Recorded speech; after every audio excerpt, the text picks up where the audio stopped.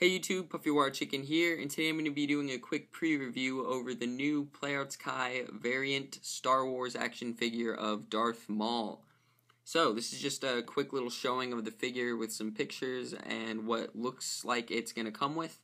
It looks like it's going to have the Playarts Kai stand, obviously, an extra head, 3 extra sets of hands, and 3 lightsabers. One is his dual lightsaber, and the other one is, the other 2 are 2 other lightsabers that I guess would technically connect to make the dual lightsaber, but I guess they didn't want to make that into an actual part, so they just made it separate lightsabers. And then the actual beam part, the light part of the lightsaber, to connect to the handle. So that's pretty much it. You can get this for about $99 on a MeMe, but I think that will sell out pretty fast, so good luck on eBay and other sites after that. I hope you liked it. Thank you for watching, and please subscribe.